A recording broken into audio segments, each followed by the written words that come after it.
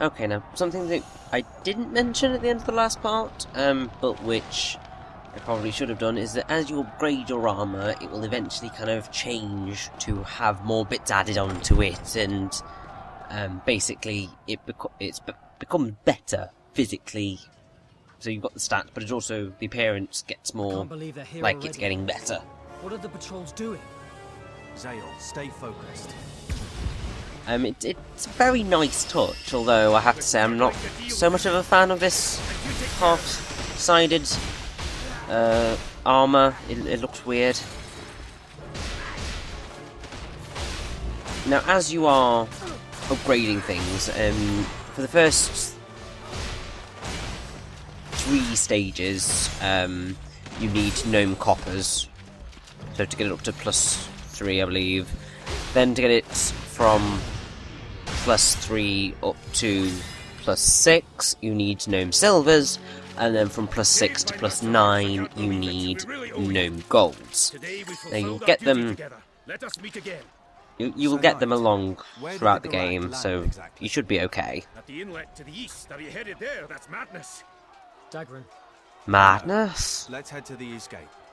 I don't know the meaning of the word madness. The Gurak are still around here. Won't you assist us?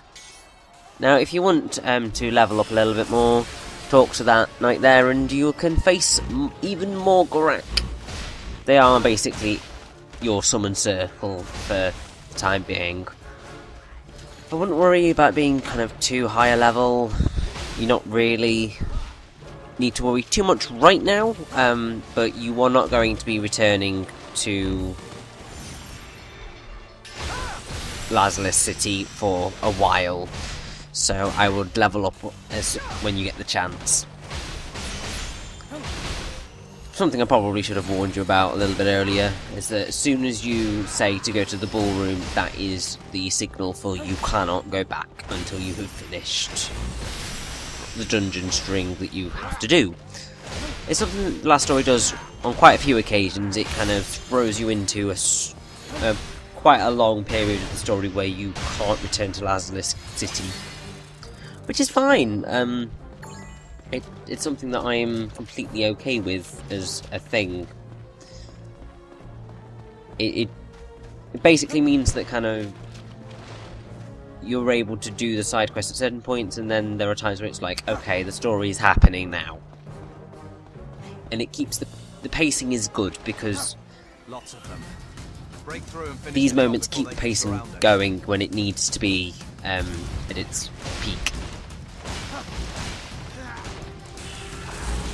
Now, I believe this is the point when you were meant to get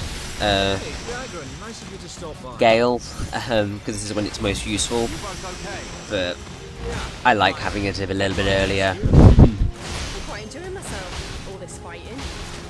Have you seen Yurick or Mirania? Nope, not me. Oh, they'll be just fine. I'm a bit worried. What have you been up to? It's a little complicated. I'll explain later. Alright, let's finish up here then. Now, do try and grab the items before you get to the end of this chapter. Well, end of this chapter, I mean the end of this fight. Because I do believe you are thrown very, very, very quickly. Oh no, never mind. I thought you were thrown quite quickly into the next chapter. But yeah, so we have this almost dead guy who will upgrade our equipment, which is very helpful. When it comes to upgrading weapons, most of the time it is just money that you need, although after a certain point you will need to utilise items as well as money. Generally you will pick up decent weapons as you go throughout the game, so upgrading sometimes doesn't have its benefits, sometimes it does. I mean, you are generally never going to be wanting for money because of the amount of weapons and pieces of equipment you get, because you can just sell them on and get money to be able to do the upgrades if you want to do them. It's a nice system, really. The only really annoying thing is that it kind of makes it sometimes feel like you have all these options with customization, but nothing really matters. I guess that also kind of follows through into the side quest thing. You have everything there if you want it, but it doesn't really matter in the slightest. Also, something that kind of you can do, which is going to do you very good, is if you upgrade all of the daggers to dagger level 5, then you're going to have very, very excellent weapons for your magic users for quite a while. It's not until a bit later on that you get better weapons for characters. Captured by the Gurak, and it's up to us to rescue her. Well, that's just smashing. The Count will be impressed. Dagran, we have to hurry! That's right. You two. Make sure Mirania and Yurick are okay. They should still be fighting somewhere. Leave it to us.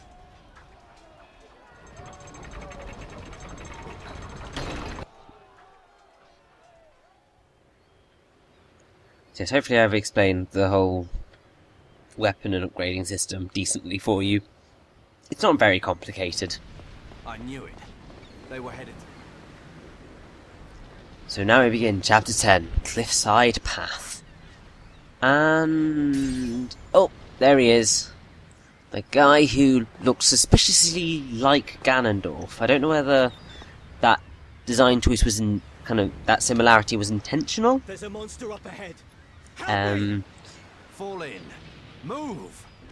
I mean, I guess Is that well, I'd assume that it probably is completely coincidental.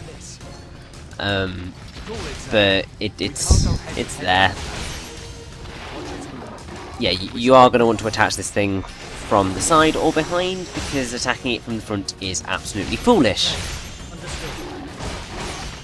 Which is why I'm going for the very foolish approach. Basically because I'm just very lazy. Anyway, once you beat Mr. Monster, you can just beat the guy on top of him, and then that's that. But you can do, well, you have to do a bit of fighting, and they flanked us. Wonderful.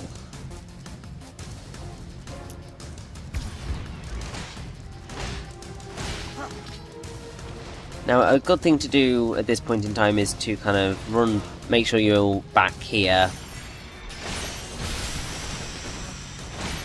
And then the mage can hit the enemies and help you out a lot.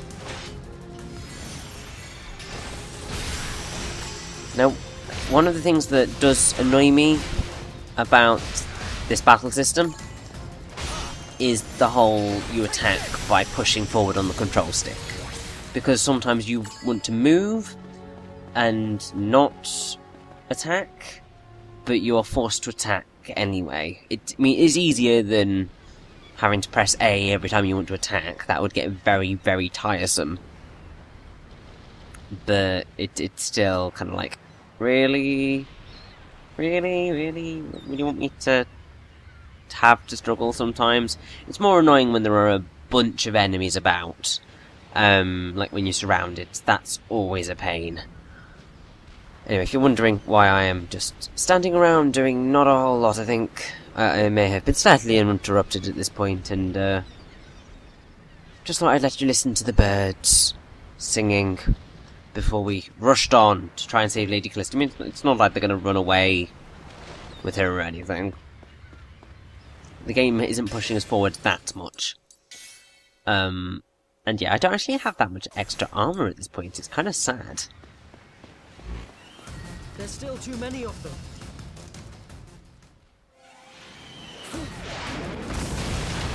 Oh dear.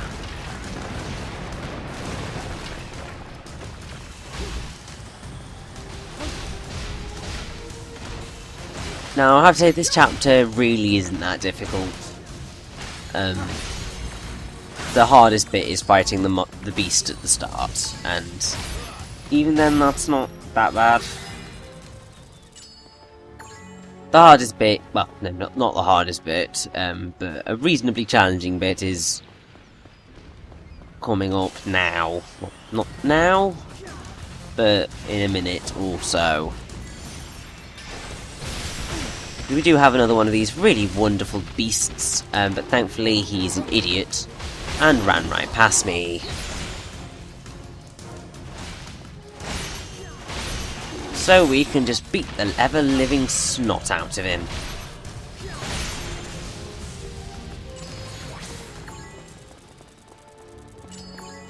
Now you can see what I mean by you get a lot of weapons in this game. And it is the reason why you will never be wanting for money. All you have to do is just sell the weapons. So simple. And it basically, this chapter, or at least the last chapter in this chapter, show you the importance of using Gale.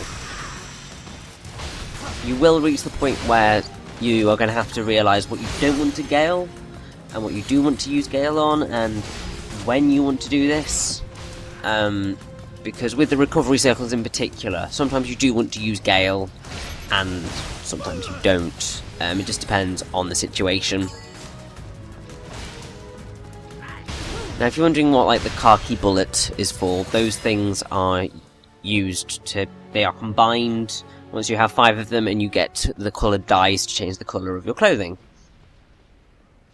Now, I may have said this before, but essentially, I'm not changing the costumes until a certain point in the story, because I feel that it works better changing them then rather than earlier. Almost there. Let's go, Dagran. Don't drop your guard. A single careless move could cost you your life. He's glowing red, we have to run. Oh yay, save point! I wonder, is some sort of boss fight coming up? I don't know, something tells me that there might be. Callista! Give her back!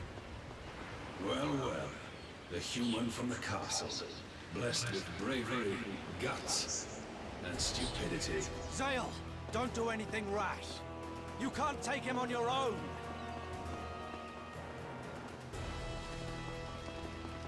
Reinforcements. Ah. Zael, I've got your back. Give her back! Now! Now, you can't beat Gurak right now.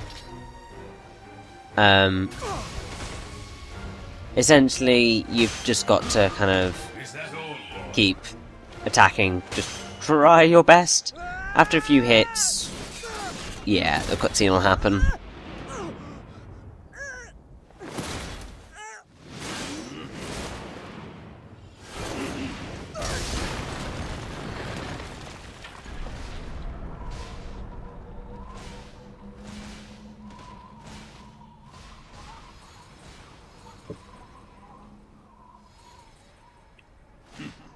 Humans, fragile and pathetic.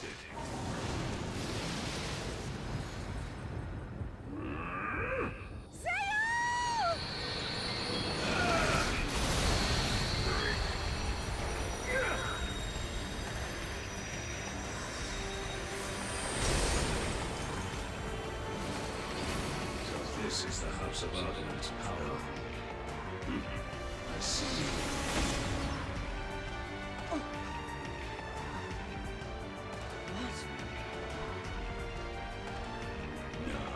Show me what futile efforts your kind can muster. So now we can actually do damage to Gurak. Very well. Let me see how far. It's a very easy battle once you reach this point, because he really can't do much to you. Time is running out. Lord Gurak, they are preparing to fight the Lazulis Island. We must make haste.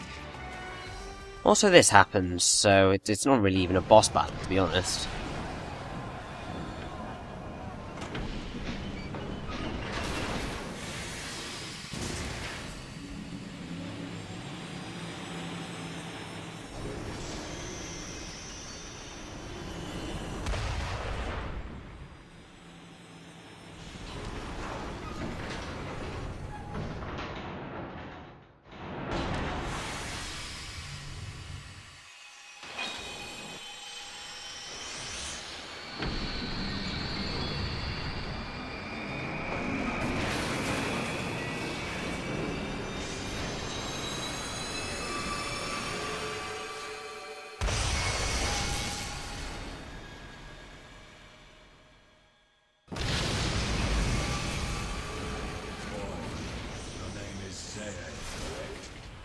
Hear me and know this.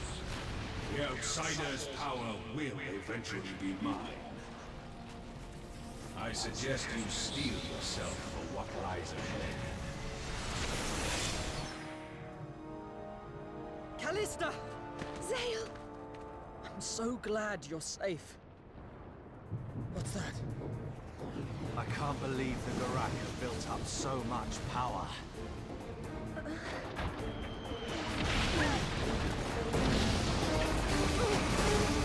We're gonna get blown to bits! And no one in the castle knows we're here. What about the sea? No good. Between the cannons and the wake of the fleet, we'd be drowned rats. So what do we do? Wait, Dagran, don't tell me. It's the only way. We board that ship. What about her? What about me? I don't see any Let's other way go. out of this. Threatened with death at the hands of the castle's many cannons, Zael, Callista and Dagran had no other choice. A Gurak ship raised her sails and unwittingly took on 3 extra passengers. Under the blood-red sky and amidst the deafening roar of cannon fire, the 3 stowaways hid themselves and bided their time.